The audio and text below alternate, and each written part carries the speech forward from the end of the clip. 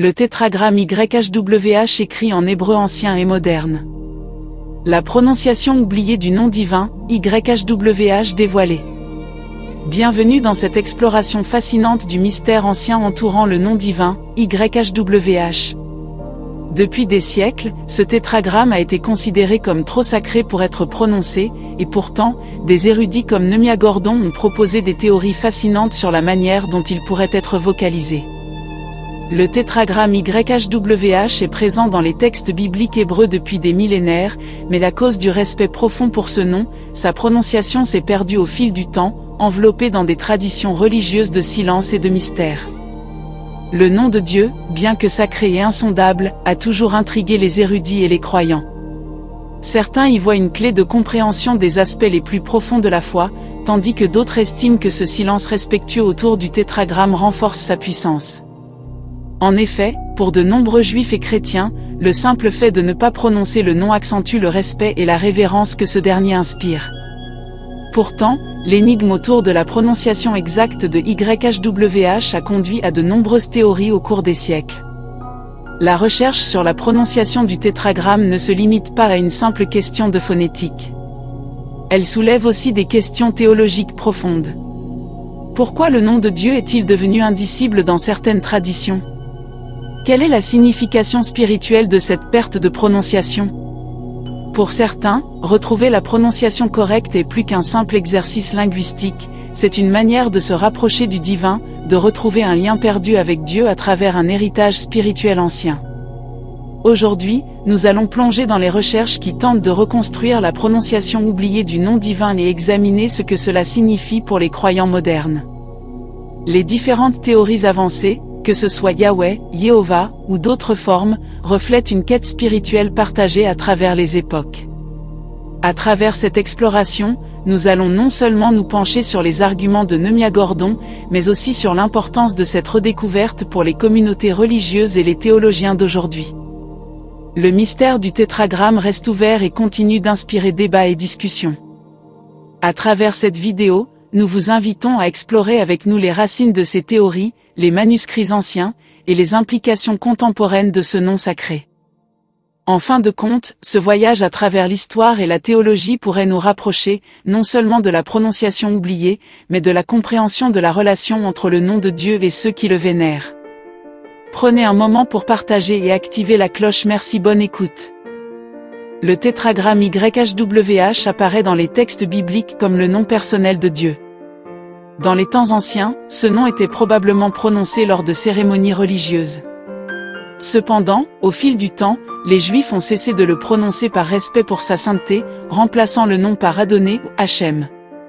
Cette pratique n'était pas simplement une question de coutume, mais une expression de vénération profonde pour un nom jugé trop sacré pour être prononcé par des lèvres humaines. Ce silence a été institué pour préserver la pureté et l'intégrité du nom divin. Les érudits estiment que cette décision de ne plus prononcer le tétragramme est devenue particulièrement stricte après la destruction du Second Temple en l'an 70. La dispersion du peuple juif à travers le monde a entraîné une transformation des pratiques religieuses, et au fil des générations, la prononciation exacte du tétragramme s'est perdue. Cela n'a pas seulement eu un impact sur la manière de lire les Écritures, mais aussi sur la relation spirituelle que les croyants entretenaient avec le nom divin. En son absence, d'autres titres comme Seigneur et Maître sont devenus prédominants dans les prières et les rites. L'idée même de ne pas prononcer le nom a apporté une forme d'invisibilité au tétragramme, augmentant sa mystique et son importance. Au fur et à mesure que les siècles passaient, la vénération pour ce nom silencieux s'est intensifiée. Cependant, pour certains érudits, cette absence de prononciation a aussi ouvert la porte à des spéculations. Ils ont cherché à redécouvrir ce que les anciens auraient pu dire lorsqu'ils prononçaient ce nom sacré. Parmi les théories proposées, celle qui soutient la prononciation Yahweh est devenue populaire, bien que cela reste une reconstruction hypothétique. En plus de l'érudition moderne, des preuves de l'Antiquité ont aussi tenté de fournir des pistes. Les documents anciens, comme les rouleaux de la mer Morte, offrent parfois des indices sur les pratiques religieuses des premiers Israélites et des communautés juives anciennes. Bien que ces textes ne révèlent pas directement la prononciation du tétragramme, ils nous montrent comment ce nom a été traité dans les Écritures sacrées. Les différentes versions du texte biblique, les annotations et les notes des scribes sont autant de fenêtres sur la manière dont ce nom a été vénéré. Certains chercheurs, en particulier ceux travaillant sur les inscriptions anciennes trouvées en dehors de la tradition biblique, ont proposé des formes alternatives de prononciation. Par exemple, dans les territoires voisins d'Israël, des inscriptions comportant des noms similaires au tétragramme ont été découvertes. Ces noms, utilisés dans des contextes rituels ou royaux, donnent aux chercheurs modernes des indices sur la manière dont les anciens peuples sémitiques utilisaient des noms similaires dans leur propre système religieux. Bien que la prononciation exacte de YHWH reste un mystère, il est clair que son impact sur la spiritualité et la théologie demeure immense. La quête pour redécouvrir la vraie prononciation n'est pas seulement un exercice académique, c'est un effort pour se reconnecter à un passé religieux et culturel profond. Nehemia Gordon, un érudit spécialisé dans les manuscrits hébreux, a étudié des centaines de textes anciens.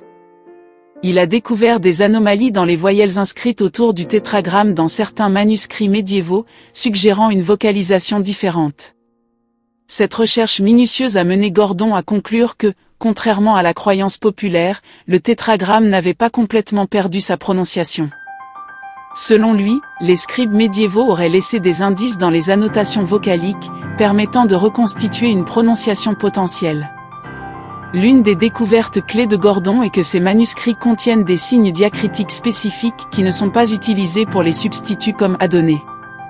Ces voyelles semblent indiquer une tentative des scribes de ne pas oublier complètement la manière dont le nom devait être prononcé. Ce qu'il trouve particulièrement fascinant, c'est que ces signes ne sont pas isolés à un seul texte, mais se retrouvent dans plusieurs manuscrits, ce qui lui a permis de former une théorie cohérente sur la prononciation. En effet, Gordon propose que le nom divin pourrait être prononcé Yehovah, en se basant sur les voyelles particulières qu'il a trouvées dans ses manuscrits. Selon lui, les scribes ont inséré des voyelles à certains endroits clés pour guider la lecture sans exposer directement le nom divin. Cette approche permettrait de respecter les traditions religieuses tout en gardant vivante la prononciation correcte. Cela pourrait aussi expliquer pourquoi la prononciation du nom a été perdue pour le public, mais conservée dans un cercle très restreint d'érudits. L'une des théories avancées par Gordon est que les voyelles trouvées dans ces textes représentent une vocalisation intermédiaire, une sorte de code que seuls ceux qui étaient familiarisés avec les pratiques scripturaires auraient pu comprendre. Selon lui, cette méthode de préservation de la prononciation du tétragramme montre que les scribes étaient conscients de l'importance du nom, mais souhaitaient tout de même en limiter l'accès pour préserver sa sacralité. Cependant, la proposition de Gordon ne fait pas l'unanimité. Certains critiques soutiennent que les voyelles inscrites dans les manuscrits n'étaient pas destinées à préserver la prononciation du nom divin, mais servaient simplement à rappeler au lecteur de prononcer Adonai ou Elohim à sa place. Selon cette perspective, les annotations vocaliques ne sont pas un code secret pour la prononciation du tétragramme, mais une mesure pratique pour éviter de prononcer le nom à haute voix. Malgré les critiques, Gordon reste convaincu que sa théorie offre une nouvelle perspective sur la manière dont les anciens scribes ont traité le nom divin. Il souligne que, bien que la prononciation Yehovah puisse ne pas être parfaite, elle repose sur des preuves textuelles réelles, contrairement à d'autres reconstructions qui sont principalement basées sur des spéculations linguistiques. En cela, son approche se distingue par son ancrage dans des manuscrits historiques tangibles.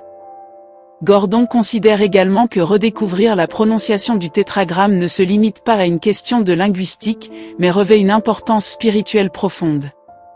Pour lui, le fait de restaurer la prononciation Yehovah représente une opportunité de se reconnecter avec une tradition ancienne et d'offrir aux croyants un moyen de redécouvrir une dimension perdue de leur relation avec Dieu. Un autre point soulevé par Gordon est la manière dont cette découverte pourrait changer la manière dont les textes bibliques sont étudiés et interprétés. Si sa théorie sur Yehovah est acceptée, elle pourrait affecter la lecture de nombreuses parties de la Bible hébraïque, où le nom divin est omniprésent. Cela aurait un impact non seulement sur la théologie, mais aussi sur la liturgie et la manière dont les croyants interagissent avec les textes sacrés. Enfin, Gordon propose que cette nouvelle compréhension du tétragramme pourrait encourager une renaissance de l'étude des anciens manuscrits hébraïques. Pour lui, les découvertes potentielles dans les textes anciens n'ont pas encore révélé tous leurs secrets, et il espère que ces travaux inciteront d'autres chercheurs à poursuivre cette quête de vérité. Selon lui, ces manuscrits détiennent encore des trésors cachés qui pourraient offrir des aperçus uniques sur les pratiques religieuses anciennes. Bien que sa théorie soit contestée, les travaux de Nemia Gordon ouvrent un nouveau chapitre dans la recherche sur la prononciation du tétragramme. En s'appuyant sur des preuves tangibles trouvées dans des manuscrits anciens, il propose une vision alternative du nom divin, avec des implications à la fois historiques, linguistiques et spirituelles. Examinons maintenant les détails linguistiques de la proposition de Gordon. Le tétragramme YHWH se compose des lettres suivantes. Yod, vocalisé par E, formant Yeo. Et, avec la voyelle O. Vav, correspond au son V.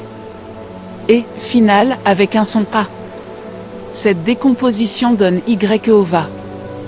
La comparaison avec d'autres noms théophoriques comme Yehoshaphat ou Eliyahu renforce cette hypothèse. Cependant, la théorie de Gordon n'est pas sans critique. De nombreux érudits préfèrent la prononciation Yahweh, qui est basée sur des preuves linguistiques différentes. Ils pensent que les voyelles trouvées dans les manuscrits sont des rappels pour prononcer Adonai au lieu du nom divin. Ces critiques s'appuient en partie sur la tradition juive de dissimuler la prononciation du tétragramme afin d'éviter toute utilisation impropre du nom. Pour ces chercheurs, il est peu probable que les scribes médiévaux aient cherché à préserver secrètement la prononciation. Les partisans de la prononciation Yahweh soulignent que les sources anciennes, comme certaines transcriptions grecques et latines, pointent dans cette direction. Par exemple, les écrits de certains auteurs grecs, tels que Clément d'Alexandrie, transcrivent le nom divin en grec sous une forme proche de Yab ou Yao, ce qui correspond à une vocalisation similaire à Yahweh. Ces preuves, bien que fragmentaires, fournissent des indices sur la manière dont les premiers chrétiens et certains juifs hellénisés prononçaient le nom. De plus, les études philologiques ont montré que le nom Yahweh pourrait dériver d'une forme verbale hébraïque qui signifie « celui qui est » ou « celui qui fait être », ce qui correspond à l'autodéfinition de Dieu dans le livre de l'Exode « Je suis celui qui suis ». Cette interprétation linguistique et théologique donne du poids à la théorie selon laquelle Yahweh serait la prononciation originale du nom divin, car elle semble directement liée à la révélation divine dans la Torah. Un autre argument contre la théorie de Gordon est que les scribes de l'époque médiévale étaient très conscients des dangers de prononcer le nom divin. En raison de ce risque, il est peu probable qu'ils aient laissé des indices intentionnels sur la manière de prononcer le tétragramme.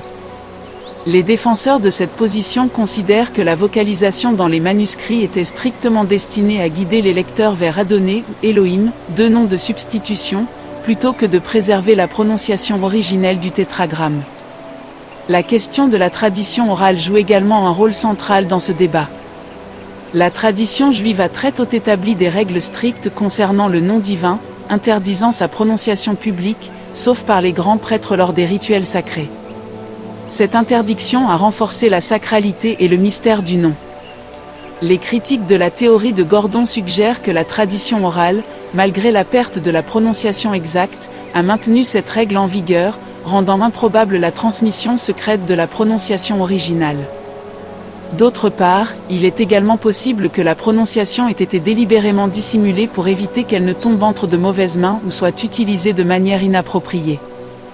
L'idée d'un savoir ésotérique transmis uniquement à un petit groupe d'initiés n'est pas étrangère aux traditions mystiques juives.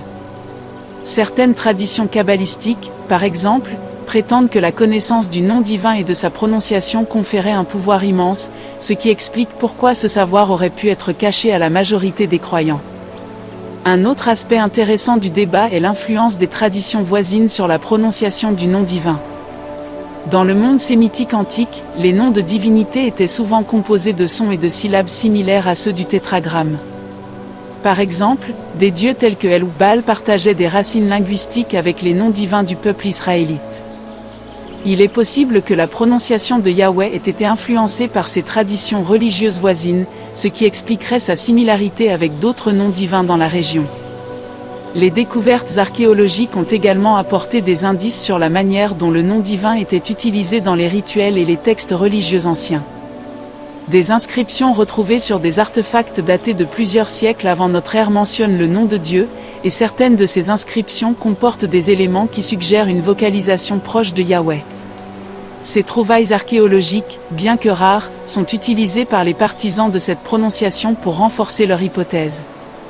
Enfin, certains théologiens et érudits considèrent que la véritable prononciation du tétragramme pourrait ne jamais être retrouvée avec certitude.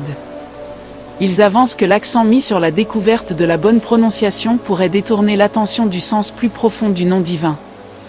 Pour ces chercheurs, le tétragramme représente bien plus qu'une série de lettres, il incarne la présence mystérieuse et transcendante de Dieu, qui dépasse la simple articulation humaine. Ils soulignent que l'importance du tétragramme réside dans ce qu'il symbolise, plutôt que dans la manière dont il est prononcé.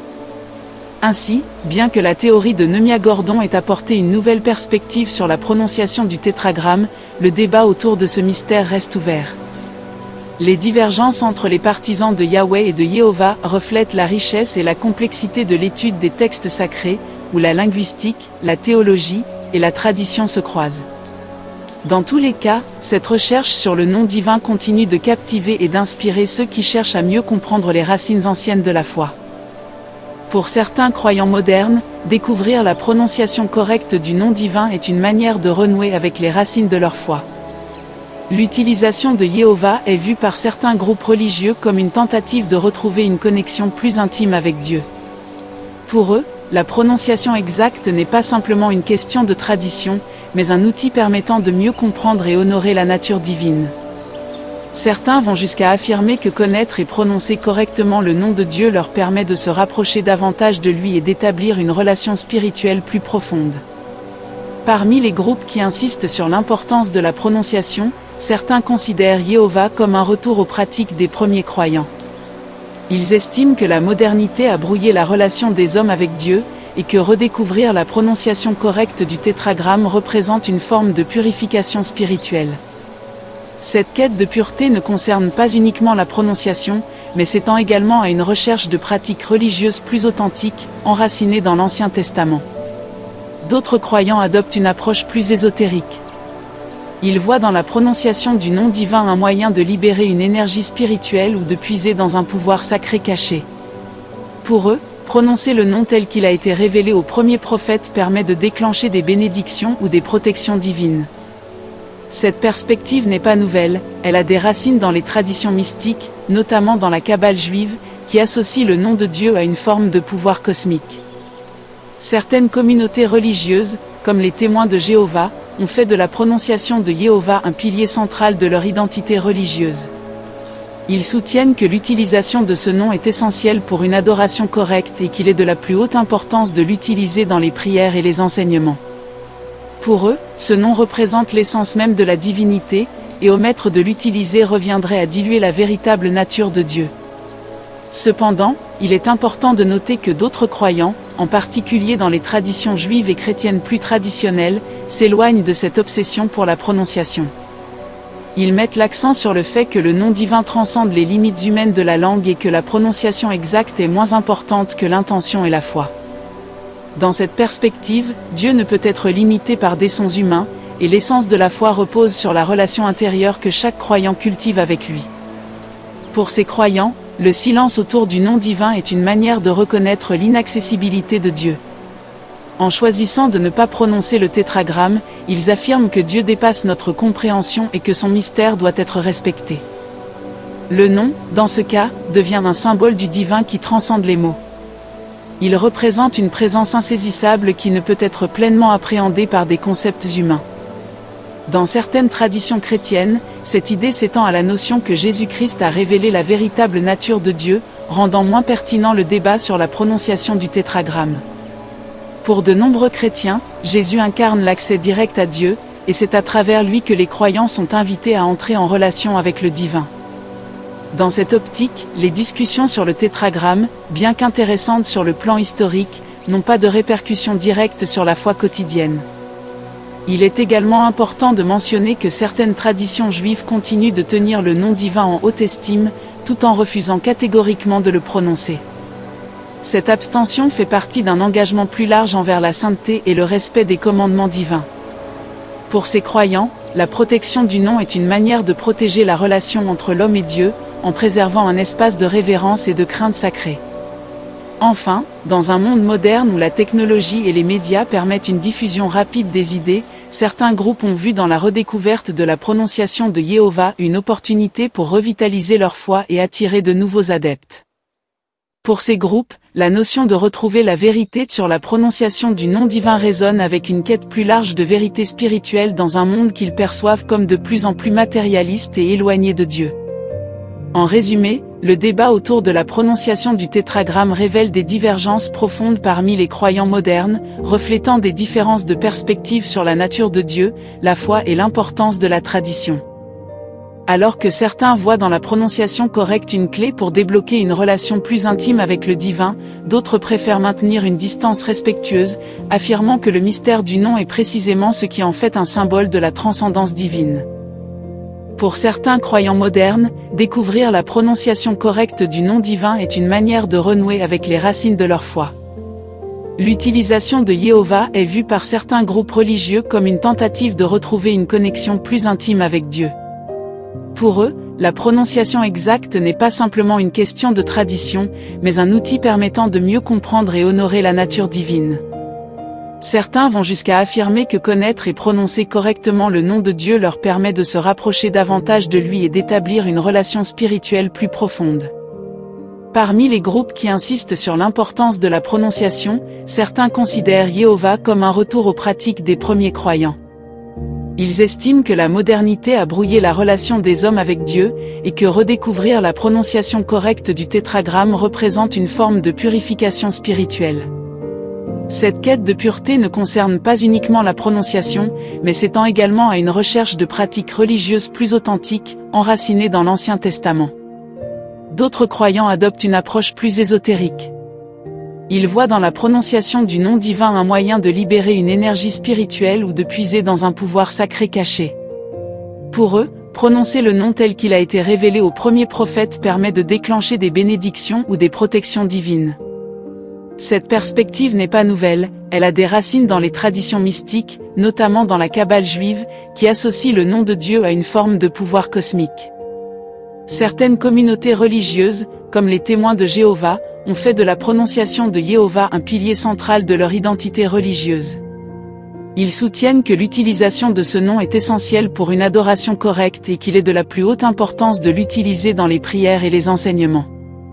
Pour eux, ce nom représente l'essence même de la divinité, et omettre de l'utiliser reviendrait à diluer la véritable nature de Dieu. Cependant, il est important de noter que d'autres croyants, en particulier dans les traditions juives et chrétiennes plus traditionnelles, s'éloignent de cette obsession pour la prononciation. Ils mettent l'accent sur le fait que le nom divin transcende les limites humaines de la langue et que la prononciation exacte est moins importante que l'intention et la foi. Dans cette perspective, Dieu ne peut être limité par des sons humains, et l'essence de la foi repose sur la relation intérieure que chaque croyant cultive avec lui. Pour ces croyants, le silence autour du nom divin est une manière de reconnaître l'inaccessibilité de Dieu. En choisissant de ne pas prononcer le tétragramme, ils affirment que Dieu dépasse notre compréhension et que son mystère doit être respecté. Le nom, dans ce cas, devient un symbole du divin qui transcende les mots. Il représente une présence insaisissable qui ne peut être pleinement appréhendée par des concepts humains. Dans certaines traditions chrétiennes, cette idée s'étend à la notion que Jésus-Christ a révélé la véritable nature de Dieu, rendant moins pertinent le débat sur la prononciation du tétragramme. Pour de nombreux chrétiens, Jésus incarne l'accès direct à Dieu, et c'est à travers lui que les croyants sont invités à entrer en relation avec le divin. Dans cette optique, les discussions sur le tétragramme, bien qu'intéressantes sur le plan historique, n'ont pas de répercussions directes sur la foi quotidienne. Il est également important de mentionner que certaines traditions juives continuent de tenir le nom divin en haute estime, tout en refusant catégoriquement de le prononcer. Cette abstention fait partie d'un engagement plus large envers la sainteté et le respect des commandements divins. Pour ces croyants, la protection du nom est une manière de protéger la relation entre l'homme et Dieu, en préservant un espace de révérence et de crainte sacrée. Enfin, dans un monde moderne où la technologie et les médias permettent une diffusion rapide des idées, certains groupes ont vu dans la redécouverte de la prononciation de Jéhovah une opportunité pour revitaliser leur foi et attirer de nouveaux adeptes.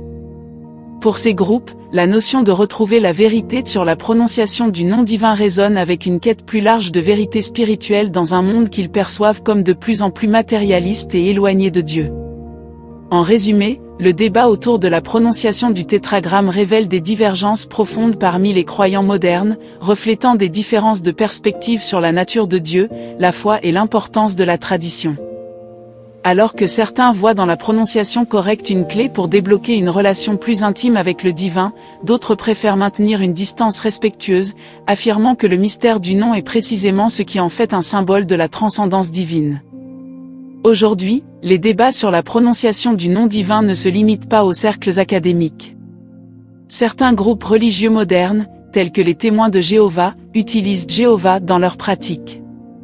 De plus, cette recherche a influencé la culture populaire, apparaissant dans des films, des livres et d'autres œuvres. ** image à insérer, ** représentation symbolique du tétragramme dans un cadre spirituel. Finalement, la question de la prononciation du tétragramme reste un mystère qui fascine depuis des siècles. Que ce soit Yahweh, Jéhovah, ou une autre forme encore à découvrir, le débat autour de ce nom divin ne montre aucun signe de résolution imminente. Ce mystère est en lui-même une partie intégrante de la relation profonde entre Dieu et les croyants, et peut-être que cette absence de certitude contribue à maintenir le caractère sacré du nom.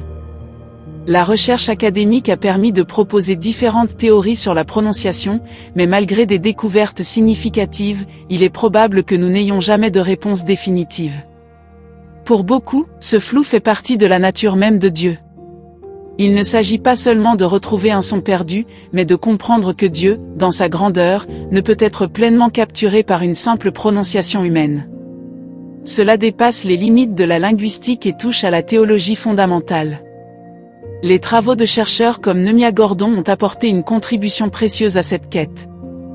En utilisant les manuscrits anciens et en analysant minutieusement les voyelles associées au tétragramme, il a permis d'ouvrir un débat riche en perspectives nouvelles. Ces recherches montrent que les scribes médiévaux étaient profondément conscients de l'importance de ce nom et ont peut-être laissé des indices subtils pour qu'il ne soit jamais totalement oublié. Pourtant, malgré ces efforts, la diversité des théories montre à quel point la question est complexe. Certains, comme les défenseurs de Yahweh, s'appuient sur des sources historiques et des transcriptions grecques anciennes pour justifier leur hypothèse, tandis que d'autres, comme Gordon, préfèrent se baser sur des manuscrits hébreux plus récents. Ces divergences mettent en lumière la richesse des traditions religieuses et linguistiques autour du nom divin. L'importance du tétragramme va au-delà de sa prononciation. Il représente, dans la tradition juive et chrétienne, bien plus qu'un simple mot. C'est une manifestation de la présence divine et un rappel de l'alliance entre Dieu et son peuple. Le fait que sa prononciation soit inconnue ou débattue souligne son caractère sacré, inaccessible et transcendant. C'est un nom qui appartient à un autre ordre, celui du divin, et qui échappe volontairement à la compréhension humaine complète. D'un autre côté, pour certains croyants, redécouvrir la prononciation du tétragramme est une quête personnelle et spirituelle. Ils y voient une opportunité de se reconnecter aux pratiques anciennes et de retrouver une proximité avec Dieu telle qu'elle était vécue par les premiers croyants. C'est une manière de rendre vivant ce nom qui, bien que dissimulé, continue d'être une source d'inspiration et de puissance. Cependant, la majorité des croyants estiment que l'importance du nom ne réside pas dans sa prononciation, mais dans ce qu'il symbolise. Pour eux, ce qui compte, c'est la relation que chacun entretient avec Dieu, bien plus que la manière dont on articule le tétragramme. Cette perspective met en avant la foi personnelle et l'expérience spirituelle, soulignant que Dieu est au-delà des mots et des sons. Il est intéressant de noter que, même avec toutes ces recherches et spéculations, aucune religion majeure n'a fait de la prononciation exacte du tétragramme un dogme central. Cela montre bien que, dans les traditions juives et chrétiennes, l'adoration de Dieu ne repose pas sur un détail phonétique, mais sur la compréhension et l'acceptation de sa nature infinie. Ainsi, le mystère de la prononciation continue de flotter autour du tétragramme, tout comme l'infini flotte autour de la notion de Dieu. Au-delà du simple aspect académique, ce débat souligne la tension entre la révélation divine et l'interprétation humaine. Cela nous rappelle que la foi est souvent un chemin semé de mystères non résolus, et que la quête de compréhension divine peut parfois être plus importante que la découverte elle-même. Le tétragramme, dans son silence, nous invite à réfléchir sur la nature de Dieu et sur notre propre rôle en tant qu'être humain limité par le langage. En fin de compte, la diversité des opinions sur la prononciation du tétragramme reflète la pluralité des manières dont les humains interagissent avec le sacré. Que ce soit par la tradition, la recherche académique ou la prière personnelle, chacun trouve dans ce nom quelque chose de profondément significatif. La richesse de ces perspectives démontre que, malgré les siècles passés et les connaissances accumulées, certaines questions demeurent ouvertes, et c'est peut-être ce qui rend ce nom divin si puissant et si universel. Que vous soyez du côté de ceux qui cherchent à retrouver la prononciation originale, ou que vous considériez le mystère comme une partie intégrante de la nature divine, il est clair que ce débat sur le tétragramme continuera à inspirer et à fasciner. Il nous invite à reconnaître que, parfois, les mystères spirituels les plus profonds ne doivent pas forcément être résolus, mais plutôt vécus et médités. Alors, quelle que soit la conclusion à laquelle vous arrivez concernant la prononciation du tétragramme, il est indéniable que ce nom porte en lui une signification qui va bien au-delà du son des mots. C'est un rappel de la présence éternelle et de la nature mystérieuse de Dieu, qui dépasse la simple articulation humaine et invite chaque croyant à contempler le divin dans toute sa grandeur.